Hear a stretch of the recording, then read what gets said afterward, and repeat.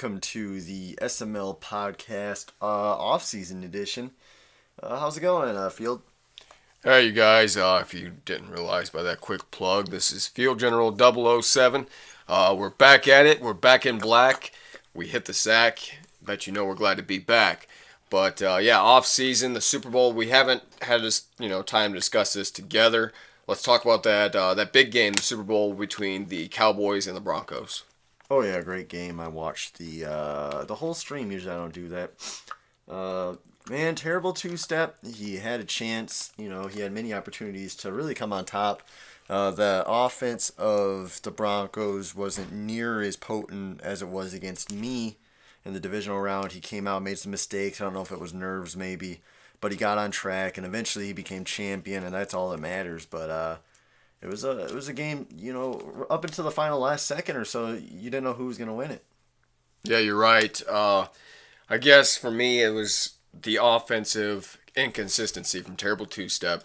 He wasn't able to get it done. He did pound the rock. He kind of found a formula to, maintain, stay in the game to keep himself in it. He did the best he could. He made some, or maybe it was Madden kind of assisting him, but he had some opportune turnovers at the right times to keep himself in the game, right when it kind of felt like Denver was going to run away with that thing. He forced a fumble. Yeah, the goal line. Yeah. Yep. But also timely interception. A play that kind of, that kind of changed the tides of the game, that you kind of wonder if he would have got a touchdown that one drive before halftime.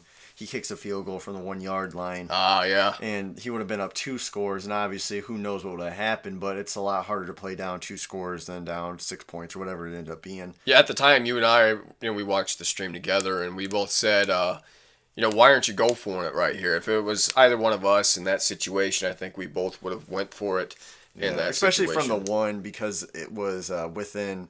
First of all, it's legal, of course. It's from the one, and there was like a minute left in the second quarter, and you've been playing good defense, so why not risk it? It's a Super Bowl. But at the same time, he took his points. He thought he was playing good defense. But I would say that was probably kind of the turning point in the game, was just kind of playing conservative instead of being aggressive. Yeah, that's kind of what he's kind of predicated on, as a more conservative. Like I said, just from my standpoint, maybe, and who knows, it could have been a Sean Payton type thing where you get that surprise onside. Maybe that gives you the momentum you need to win the game. But hey, it didn't work out that way. Congratulations to Denver. Right. Fast forward to the off season. I've been harping on this subject for a while now about the lack of talent in free agency. Every season, I look and there's just no one out there. We trim the fat. We get rid of guys to maintain, set ourselves up for the potential of a big free agency, and then there's just nobody out there for me like that in the past, couple seasons. This season, though, and my glaring need and what I decided I was going to target this offseason was offensive line. I got 3 of the biggest offensive linemen in free agency. Carolina, due to his mismanagement of his team and didn't have the money to maintain his offensive linemen. So I got a 91 overall guard that I'm probably going to bump to center. I grabbed an 81 overall guard. I grabbed an 85 overall right tackle. So I'm going to take the right tackle. I've been played left tackle. That guard's going to play left guard. That the guard I got from Carolina is going to play center. Then I got a tackle and a trade from Miami. He's going to play right tackle. And then LaRaven Clark, who I acquired in a trade from you last season or the season before, is going to play right tackle. So there's no reason your offensive line should be an issue. It's not going to be an excuse anymore. It's not going to be an excuse. I'm definitely not going to use that. I shouldn't be able to use that as an excuse going forward. Hopefully, it's going to allow me to run the ball more consistently. It just seems like after that update, you're just not able to. Every other game, it just seemed like, and it just happened to be every other game. My offensive line was crappier compared to someone's defensive line. Yeah. I mean. Yeah, I don't know, dude. They're going to end up they got to fix the blocking system in Madden. It's kind of been the same for years. And something that's always kind of bothered me is if you're in the pocket, a lineman will sometimes stand there and those guys run by him. At this point in Madden, you got to have that fixed. They got to have some sort of better artificial intelligence than what it is. And that was supposed to be something they boasted about, was the offensive line was going to be more realistic this season. And I don't mind, not having a lot of time to throw, because in the NFL you only do have 2 or 3 seconds. But just the stupid stuff. How they let guys walk by because it's just a missed assignment, or especially when guys glitch it out. Yeah. It's just And then yeah, some of it's like they'll just stand there with their hands on their hips or whatever. It's just weird. yeah. Like, And that happens. And it seems like it happens in critical plays. I believe those in the Miami. No, it was this time. It was when you played Denver. There was a down, and you called, I believe, a smash, and you were getting ready to hit the Yeah. corner route, and you just so happened to. I think it came off the right side. The guy just yeah, came in and planted you on the ground Yeah. at a critical time of the game. It's just kind of weird how that stuff happens, but I guess that's Madden. The other thing I'd like to see, like people have mentioned in the chat today, old features brought back as new features, and one I'm definitely hoping that comes back is the defensive assignments. I'm a big fan of that feature.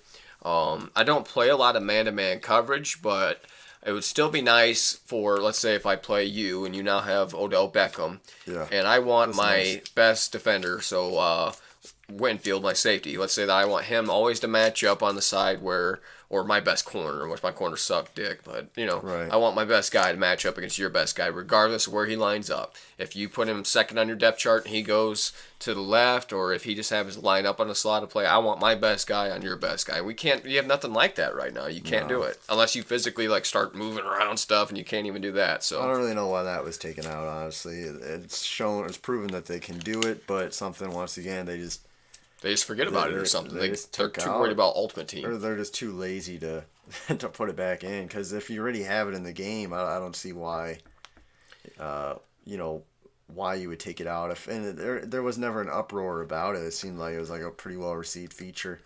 It wasn't like the stupid what was it? The kind of fight for the fumble thing. Yeah, Like, yeah, that that was I kinda could live without. Yeah, they do need to fix how fumbles are picked up though, because it's just stupid how that goes too. Oh, you got okay.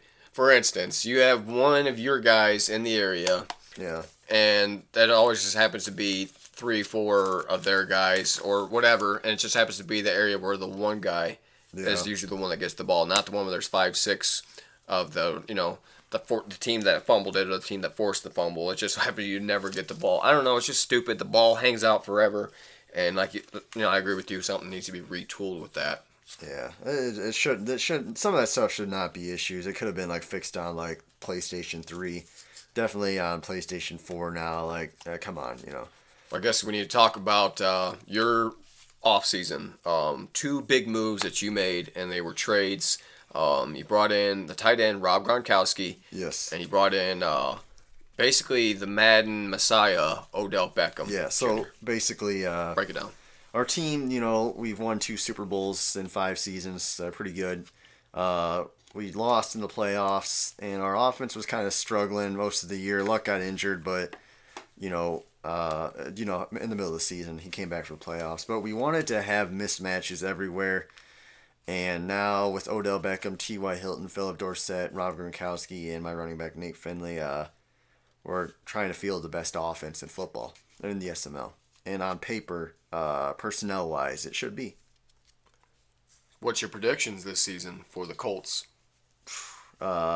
Record-wise, Yeah. I want to go at least 13-3. You want to, or what will happen?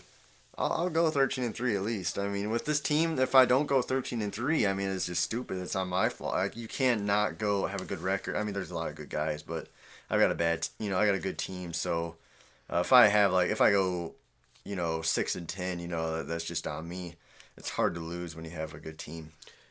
Okay. I guess since you and I have both pretty much obliterated our draft picks, I guess that's something else I need to touch base on. I did make an acquisition myself for Brandon Cooks, the receiver from the Saints. So my first round pick's gone. I traded off my second round pick to the Dolphins. So neither one of us are having good draft choices. But what's your plan for the draft?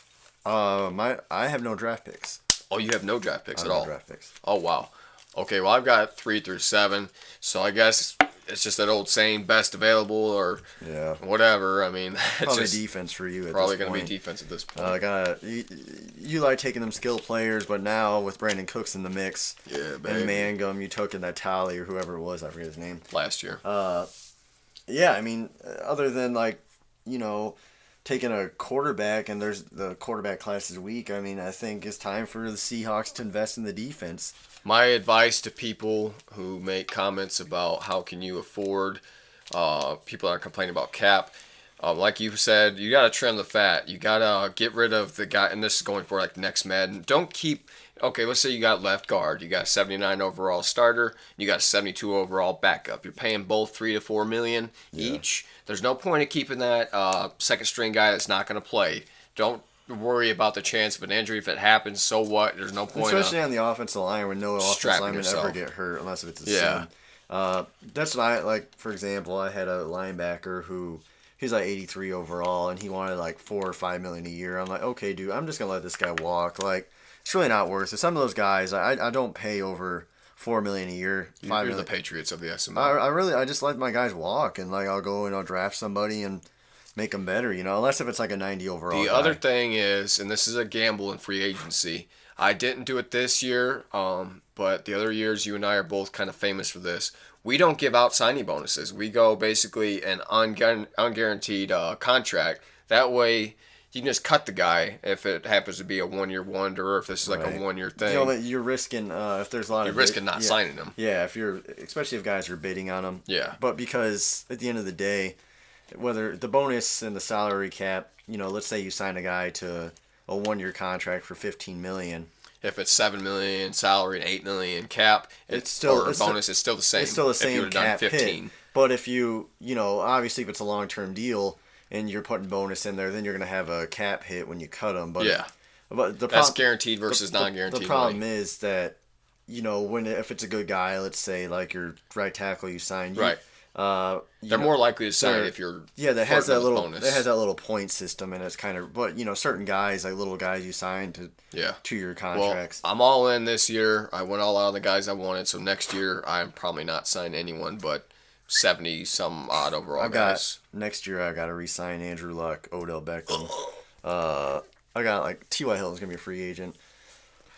So I'm one of those guys will walk, but that's okay. I guess the last segment for right now. Name one guy who was at the bottom of the league that you expect to make major improvements this season. Let me look at our Daddy League site, which is or not even. Let's not even say the bottom of the league. Let's say a guy who struggled last season and has the best chance of making the playoffs this season.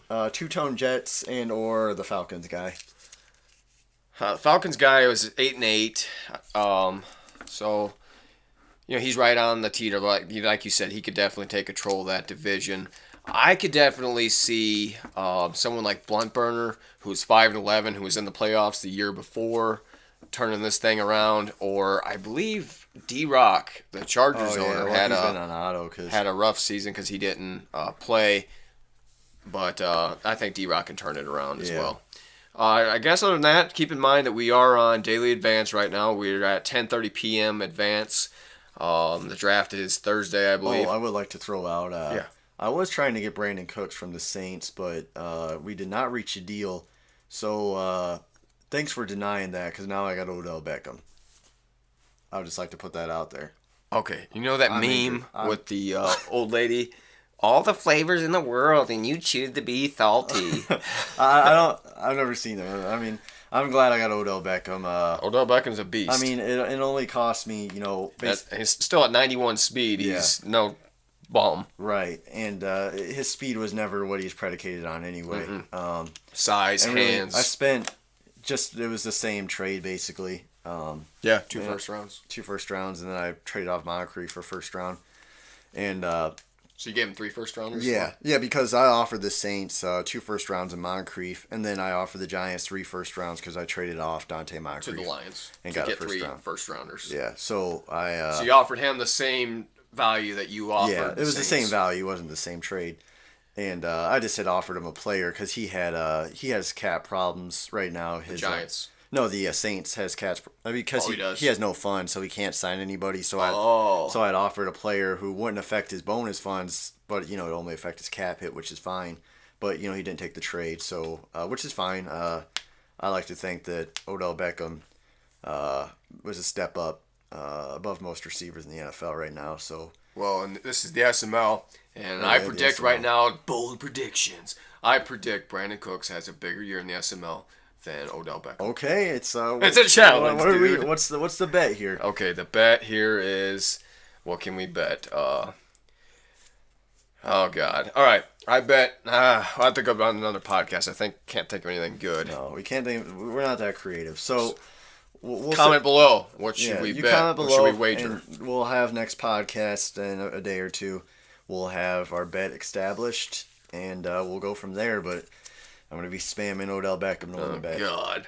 All right then, guys. If you haven't yet, be sure to subscribe to the channel. If you like this video, hit it with a thumbs up. Like we said, comment below about this Odell versus Brandon Cooks race to the finish of the biggest season in the SML receiving for the next season. Thanks for joining us. Have a great day.